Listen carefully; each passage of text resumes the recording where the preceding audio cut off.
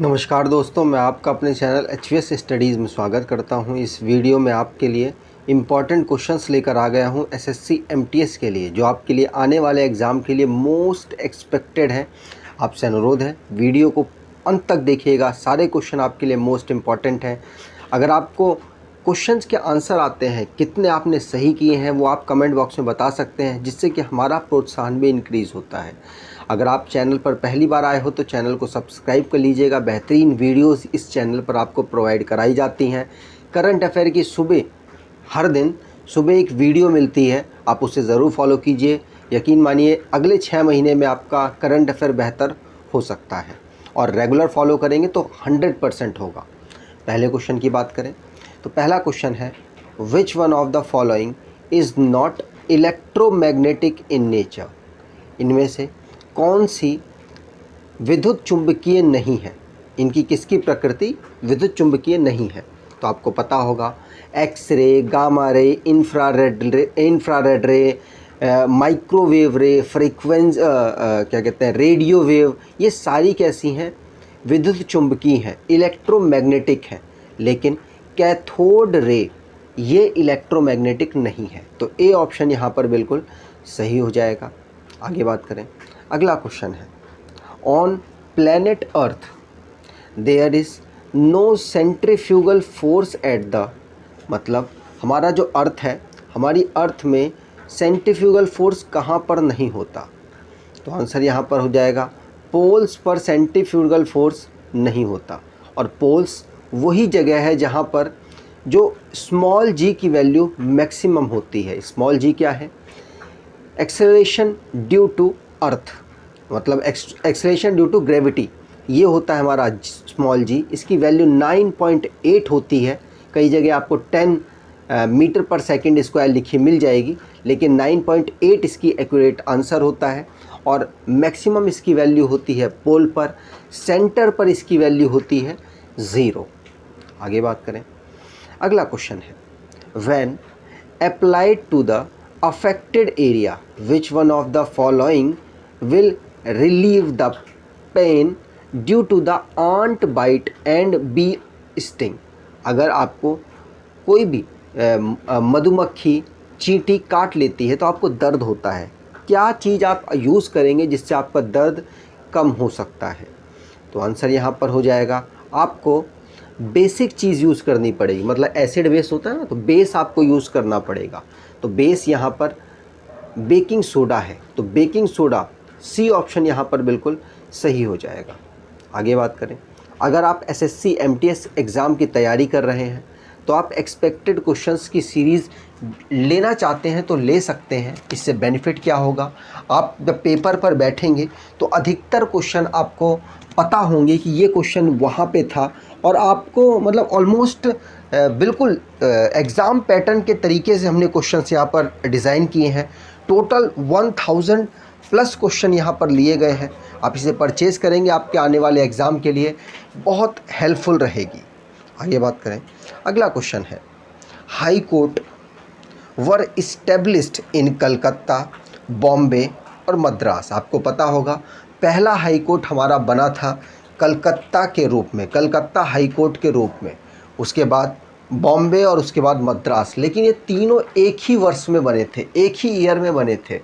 तो कब बने थे, तो आंसर यहाँ पर हो जाएगा, ये बने थे 1862 में। तो डी ऑप्शन यहाँ पर बिल्कुल सही है। आगे बात करें, अगला क्वेश्चन है, if a ship moves from fresh water into sea water it will. तो क्या होगा, यदि कोई जहाज़ मीठे पानी से समुद्र जल में चली जाती है तो क्या होता है। देखिए, समुद्र जल में आयंस होते हैं, बहुत ज़्यादा नमक होता है। नमक होने की वजह से जो डेंसिटी है समुद्र के पानी की, वो थोड़ी सी नॉर्मल पानी के मुकाबले, मतलब फ्रेश वाटर के मुकाबले ज़्यादा होती है। जब उसकी डेंसिटी ज़्यादा होगी तो इससे क्या इफ़ेक्ट पड़ेगा, इससे जो हमारी नाव है वो क्या करेगी, थोड़ी सी ऊपर की तरफ आ जाएगी। तो राइज अ लिटिल हायर, याद रखना है, सी ऑप्शन यहाँ पर बिल्कुल सही हो जाएगा। आगे बात करें, the constituent assembly of India started functioning from, तो हमारी भारत का संविधान सभा ने कार्य करना कब शुरू किया था? तो आंसर यहाँ पर हो जाएगा कब शुरू किया था, तो आंसर है 9 दिसंबर 1946 को। भारत का संविधान 26 नवंबर 1949 को बन गया था। अब उसके बाद ये डिज़ोल्व नहीं हुई थी, मतलब हमारी कॉन्स्टिट्यूशन असेंबली जब 26 नवंबर 1949 को इन्होंने संविधान को लागू कर दिया था, उस टाइम पर 11वीं मीटिंग हुई थी। 12वीं मीटिंग कब हुई?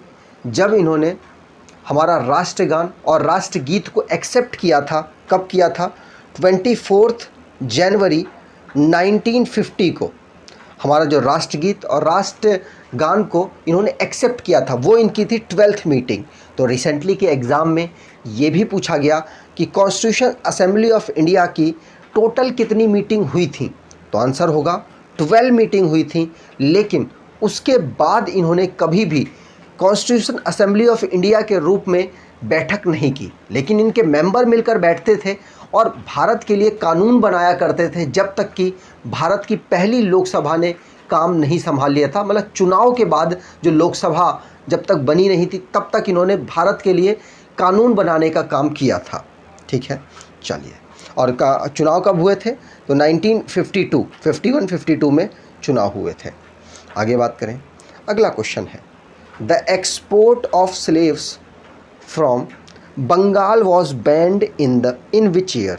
तो बंगाल से स्लेव के एक्सपोर्ट को, जो दास थे, दास के निर्यात को प्रतिबंध लगा दिया था। तो कब लगाया था? तो 1789 में प्रतिबंध लगाया था। उस समय पर हमारे गवर्नर जनरल कौन थे? तो आंसर हो जाएगा लॉर्ड इलेनबोरोग। लॉर्ड इलेनबोरोग उस समय पर गवर्नर जनरल थे, जिन्होंने 1789 में जो हमारे दास थे, उन पर, स्लेव्स थे, उन पर बैन लगा दिया था कि उनको एक्सपोर्ट अब नहीं किया जा सकता। आगे बात करें, where is the central rice research institute located? तो केंद्रीय चावल अनुसंधान संस्थान कहाँ पर है? आंसर होगा ये है कटक में। याद रखना है, कटक में के centre rice research institute located है। याद रखना है, पूछा जा सकता है। अगला क्वेश्चन है, in human body what is the number of cervical vertebra? तो हमारी जो रीढ़ की हड्डी आप देख रहे होंगे, वहाँ पे वर्टिबल कॉलम लगे हुए हैं। तो वर्टिबल कॉलम को अलग अलग कैटेगरी में डिवाइड किया गया। ये आपके 9th-10th की बुक में नहीं है। 9th-10th की जो NCERT की साइंस की बुक है उसमें नहीं है, 11th की बुक में है। लेकिन मैं यहाँ पर डिटेल में आपको बताने की कोशिश करूँगा। जो हमारे सर्विकल वर्टिब्रा है वो है 7। कितने? 7। ऑप्शन ही नहीं है 9। ठीक है, 7 यहाँ पर आंसर सही होगा। यहाँ पर आप डिटेल देख सकते हैं। अगर आप देखें तो सर्विकल कितने हैं? 7। अगर आपसे पूछा जाए थोरेसिक कितने हैं? 12। लुम्बर कितने हैं? 5। कितने हो गए? 24 अभी तक हो गए। उसके बाद सेक्रम, पहले 5 थे लेकिन फ्यूज़ होकर ये 1 बन गया, तो कितने हो गए? टोटल 25 हो गए। उसके बाद एक और है नीचे, क्या? कॉकिक्स कितने हैं? पहले 4 थे लेकिन फ्यूज़ होकर एक और हो गया, फ्यूज़ होकर ये 1 बन गया, तो टोटल कितने हो गए? 26 फ्यूज़ होकर ये बन गए हैं। ठीक है, चलिए आगे बात करें। अगला क्वेश्चन है, the term lub and dub related to which one of the following? तो लब और डुब किस हमारे अंग में आवाज़ आती है? आंसर होगा हर्ट में आवाज़ आती है। इसमें अगर आपसे पूछा जाए first sound of the heart कौन सी होगी, तो आप इन दोनों में कंफ्यूज बिल्कुल नहीं होंगे। लुब आवाज़ पहली आवाज़ होती है हर्ट की। ठीक है, चलिए आगे बात करें। अगला क्वेश्चन है, Indian standard time refer to the local time of which one of the following places in India? भारतीय मानक समय भारत में निम्नलिखित में से किस स्थान में स्थानीय समय को दर्शाता है? बहुत टाइम से आप पढ़ते हुए आ रहे होंगे, तो आंसर होगा 82 डिग्री और 30 मिनट। पढ़ा है आपने? ये बिल्कुल पढ़ा होगा। इलाहाबाद से निकलता है, इलाहाबाद के नैनी से ये गुजरता है, तो नैनी आंसर, इलाहाबाद आंसर यहाँ पर सही हो जाएगा। Bar is a unit of which one of the following? तो बार प्रेशर की SI यूनिट है, ध्यान रखना है, फोर्स की न्यूटन है, एनर्जी की जूल है, फ्रीक्वेंसी की हर्ट्ज है। आगे बात करें, अगला क्वेश्चन है, if lime water is kept in the air it turn milky due to the presence of. हमारे एयर में कार्बन डाइऑक्साइड की वजह से जो लाइम वाटर है वो दूधिया कलर का दिखाई देने लग जाता है। क्यों? Carbon dioxide reason.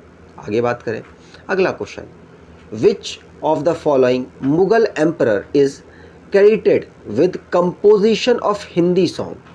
इनमें से कौन सा मुगल सम्राट जिसने हिंदी गीतों की रचना का श्रेय दिया जा सकता है? तो आंसर यहाँ पर हो जाएगा अकबर। अकबर तीसरे नंबर के मुगल सम्राट थे, मुगल एम्परर थे, और पहले नंबर के मतलब किसने मुगल को स्थापित किया? तो बाबर ने स्थापित किया था। पानीपत का युद्ध, पहला पानीपत का युद्ध 1526 में लड़कर इब्राहिम लोदी को हराकर मुगल साम्राज्य की स्थापना की थी बाबर ने। उसके बाद अकबर तीसरे नंबर का, दूसरे नंबर पर हुमायूं बना। हुमायूं का जो शासनकाल था बीच में अनस्टेबल कर दिया शेर शाह सूरी ने। उसके बाद दोबारा से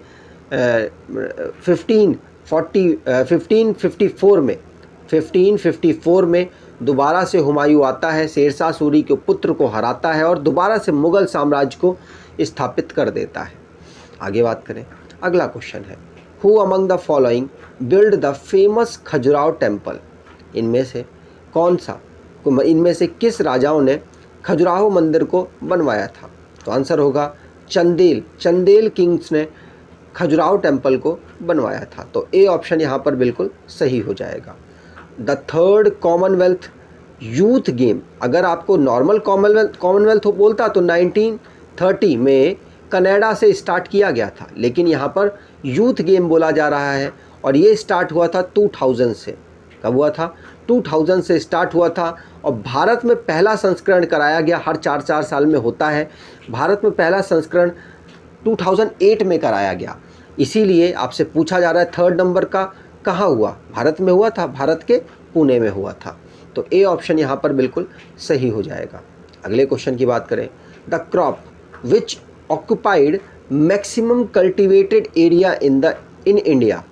इंडिया में मैक्सिमम कल्टीवेशन, सबसे ज़्यादा क्षेत्रफल किस फसल के लिए यूज़ किया जाता है? तो आंसर होगा, वैसे आप दिमाग में अगर गेहूं ला रहे हैं तो रुक जाइए, वैसे राइस आंसर यहाँ पर बिल्कुल सही है। राइस के लिए सबसे ज़्यादा एरिया में खेती की जाती है। तो ए ऑप्शन यहाँ पर बिल्कुल सही होगा। The author of the book titled the future of India is.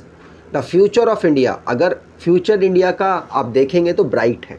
अब ब्राइट है तो लोगों को होती है जलन, इस तरीके से आप याद कर सकते हैं। Bimal Jalan the future of India के राइटर हैं। आगे बात करें, अगला क्वेश्चन है, विच one of the following is not an insect born disease. मतलब मक्खियों से, मच्छरों से होने वाली कौन सी इनमें से बीमारी नहीं है? तो देखिए, एक इनमें से बेरी आपको दिख रही होगी, जो विटामिन B1 से होने वाली बीमारी है। तो विटामिन से होने वाली बीमारी है और बाकी सब कालाजार, मलेरिया और प्लेग, ये तीनों के तीनों कीट और मच्छर मक्खियों से होने वाली बीमारियां हैं। आगे बात करें, अगला क्वेश्चन है, which one among the following radiation carries maximum energy. इनमें से कौन सा रेडिएशन है जो कि मैक्सिमम एनर्जी जिसके पास होती है? मैक्सिमम एनर्जी उसके पास होगी जिसके पास फ्रीक्वेंसी सबसे हाईएस्ट होगी, क्योंकि एनर्जी का फॉर्मूला होता है एच को कहते हैं प्लांक कांस्टेंट और इसको कहते हैं फ्रीक्वेंसी। जिसके पास फ्रीक्वेंसी ज़्यादा उसके पास एनर्जी ज़्यादा। किसके पास फ्रीक्वेंसी ज़्यादा? तो गामा रेज के पास फ्रीक्वेंसी सबसे ज़्यादा होती है। तो बी ऑप्शन यहाँ पर बिल्कुल सही हो जाएगा। आगे बात करें, विच one of the following is the oldest oil refinery in India. तो इंडिया में ओल्डेस्ट ऑयल रिफाइनरी कहाँ पर अवेलेबल है? 1901 में इसको डेवलप किया गया और ये है कहाँ पर? डिगबोई, असम में। तो सी ऑप्शन यहाँ पर बिल्कुल सही हो जाएगा। अगर आपको ये वीडियो, ये क्वेश्चंस की क्वालिटी अच्छी लगी है तो आपसे अनुरोध है, वीडियो को लाइक कर दीजिएगा, चैनल को सब्सक्राइब कर लीजिएगा और एटलीस्ट अपने कुछ दोस्तों तक वीडियो को शेयर ज़रूर कीजिएगा। धन्यवाद।